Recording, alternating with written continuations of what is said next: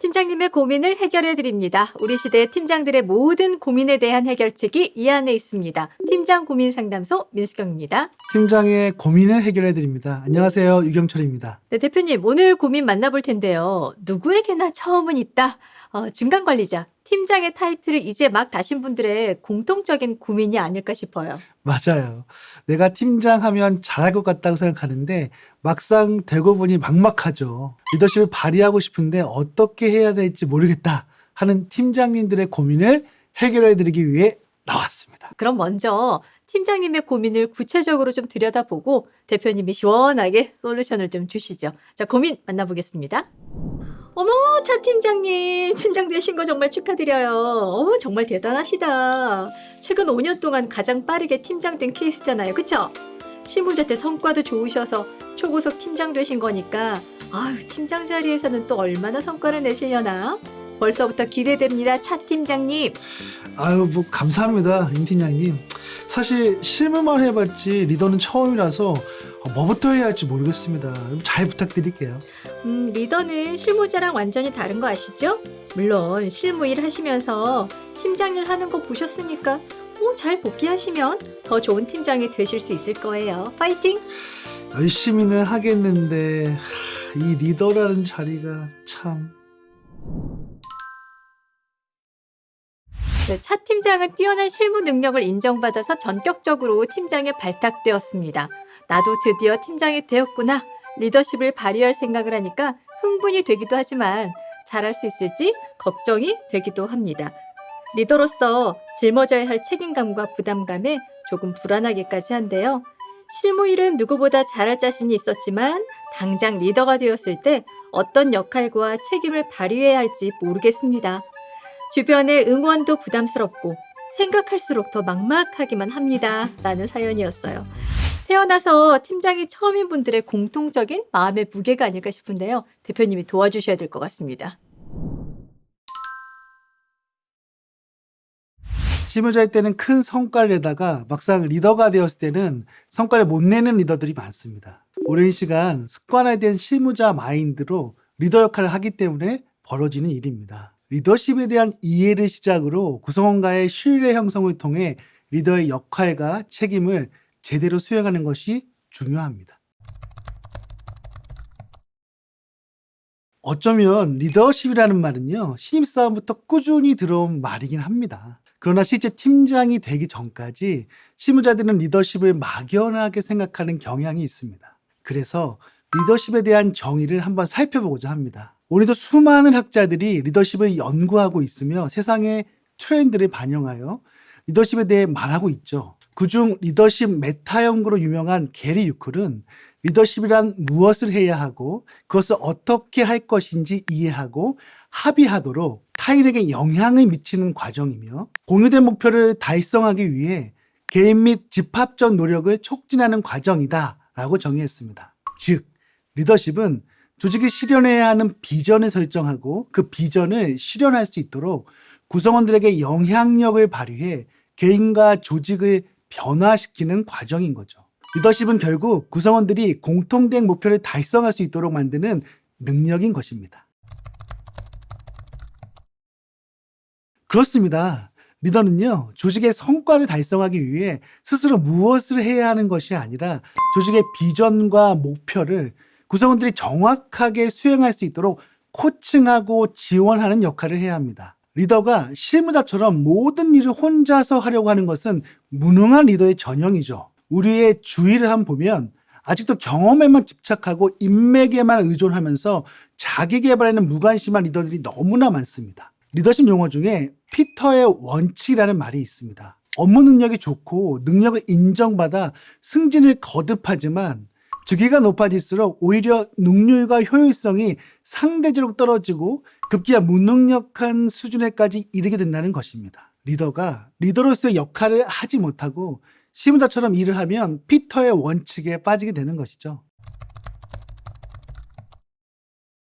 그렇죠. 리더십은 하루아침에 달성할 수 있는 것이 아니라 매일매일 오랜 기간 성장하며 형성된 과정의 법칙입니다. 끊임없이 배우고 성장하는 사람에게 발현되며 성공과 실패를 통한 경험과 학습이 지속적으로 이루어졌을 때 얻을 수 있는 결과물입니다. 따라서 항상 학습하고 성장하려는 마음을 가지고 실제로 끊임없이 실천할 때 통찰력이 생깁니다. 이것이 리더의 통찰력입니다. 미국에서 열풍이 불었던 quiet quitting, 조용한 퇴사, 이게 최근 우리나라에도 굉장히 유행하고 있습니다. 조용한 퇴사란 역량과 능력은 있지만 일을 하지 않는 것, 물리적으로는 회사를 떠나지 않았지만 이미 마음이 떠난 상태를 말하는데요. 이들이 역량이 떨어지는 저성과자와 다른 점은 자발적 월급 루팡이라는 점입니다. 문제는 이들이 해고되지 않을 만큼 최소한의 일만 하기 때문에 조직의 성과를 극대화하는 전략을 추진할 때 걸림돌이 된다는 것이죠. 미국의 리더십 컨설팅 기업 젠거 포크만의 CEO 젠 젠거와 공동 설립자 조셉 포크만은 조용한 퇴사자가 늘어나는 것은 리더와 구성원의 관계가 좋지 않기 때문이라고 말합니다. 리더가 구성원을 무시하거나 홀대할 때 조용한 퇴사자가 될 가능성이 크다는 것이죠. 반면 리더가 구성원들과 좋은 관계를 유지하며 격려하고 칭찬하면서 긍정적인 코칭을 할 때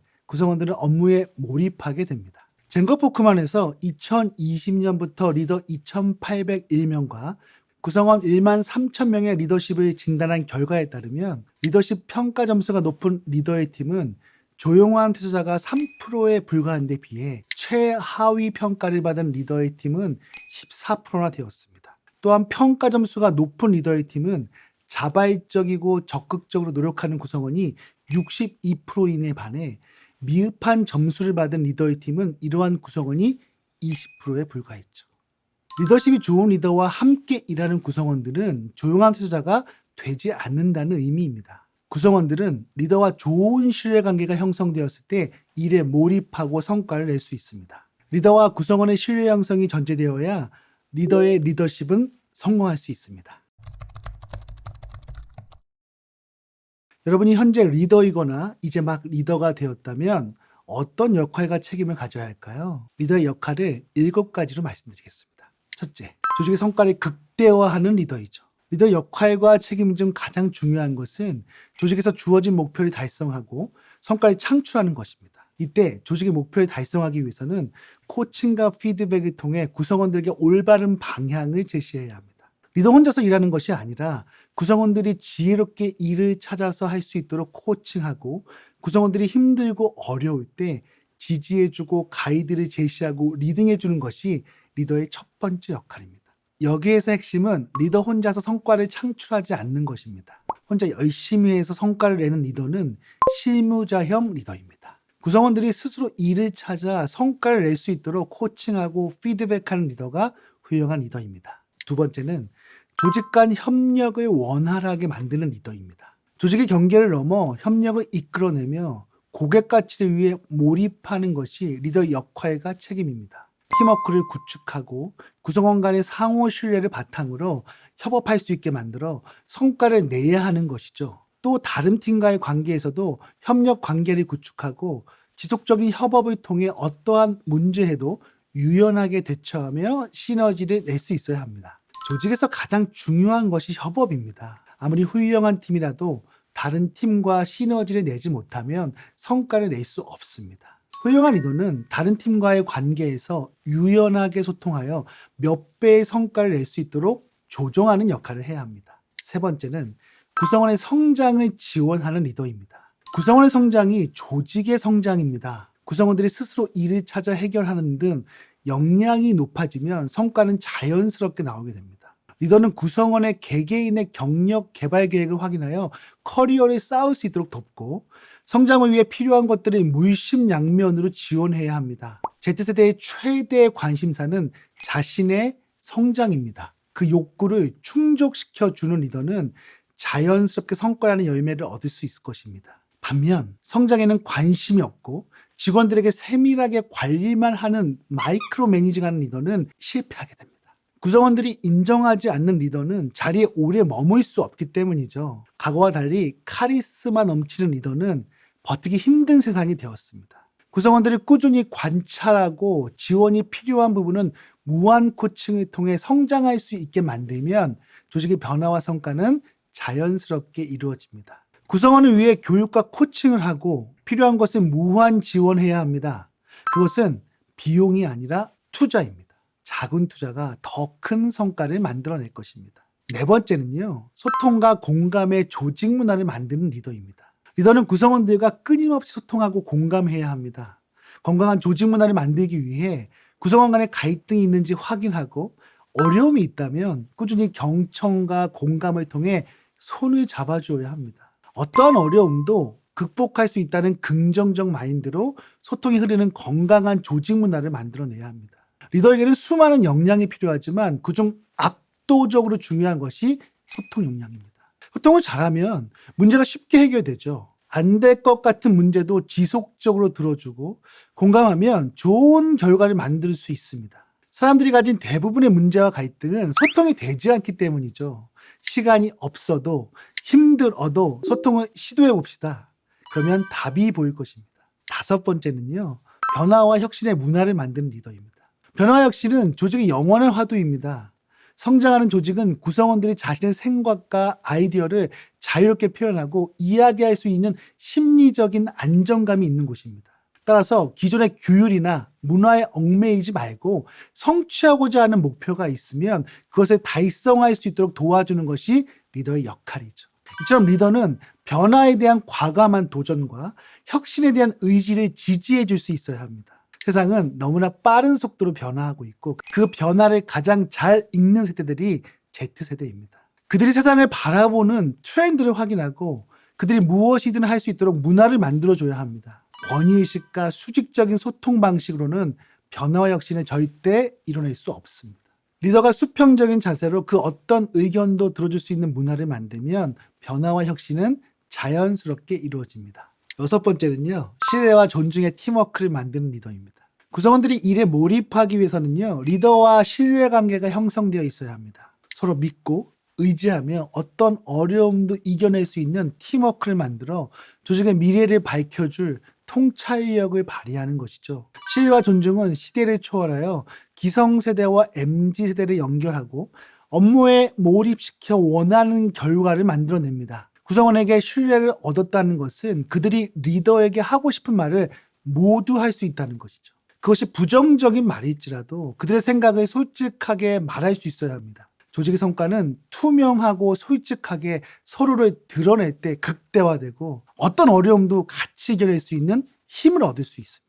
서로를 존중하면서 비난하지 않는 문화, 우리는 한 팀이라는 믿음을 갖는 조직은 반드시 성공합니다. 일곱 번째, 자기 개발을 통해 성장하는 리더입니다. 매일매일 학습을 통해 꾸준히 성장하는 리더. 리더로서의 역할과 책임을 알고 조직의 비전과 개인의 비전을 정렬하여 끊임없이 자기 성찰을 통해 변화하려고 노력하는 리더. 전문성 개발을 위해 학습하고 역경이 있을 때마다 조언을 구하며 자신의 자리에서 안주하지 않으며 끝까지 성장하는 리더가 진정한 리더입니다. 리더가 되면 더 많이 배워야 합니다.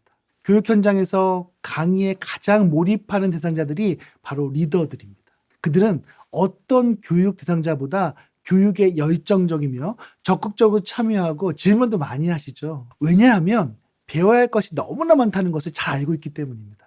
훌륭한 리더일수록 자신의 부족함을 깨닫는 자기인식 역량이 뛰어납니다. 수많은 경험을 통해 리더라는 자리에 올라왔지만 여전히 어렵고 힘들죠. 그래서 다양한 사람을 만나고 책을 읽고 세미나에 참여하는 등 잘 모르는 분야는 집중적으로 학습해야 합니다. 상사, 부하 직원 할 것 없이 나에게 도움이 된다면 가서 물어봐야 합니다. 리더가 성장해야 구성원들이 성장하기 때문입니다. 자신이 성장하지 않는데 어떻게 구성원들을 성장시킬 수 있을까요? 구성원은 리더가 성장하는 만큼 성장합니다.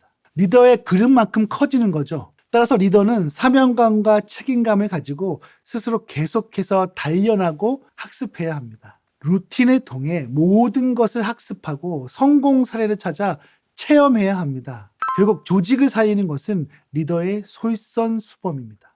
스스로 앞장서서 학습할 때 성장 마인드셋은 극대화됩니다. 이번 시간에는 이제 갓 리더가 돼서 부담이 큰 차 팀장의 고민을 함께 했는데요. 새내기 리더에게 필요한 건 성장과 신뢰, 자기개발이 모든 것의 솔선수범 필요하다. 맞습니까? 세계적인 베스트셀러 작가인 존 맥스웰은 조직은 리더의 수준을 넘어서지 못한다라고 말했습니다. 결국 리더의 수준이 그 회사의 수준이 됩니다. 50점인 리더가 100점의 성과를 낼 수는 없습니다. 그래서 좋은 리더가 되는 것은 매우 중요합니다. 리더십의 의미를 명확하게 이해하고 구성원과의 신뢰 형성을 통해 동기부여하고 리더 역할과 책임을 다해 성공적인 리더가 되기를 바라봅니다.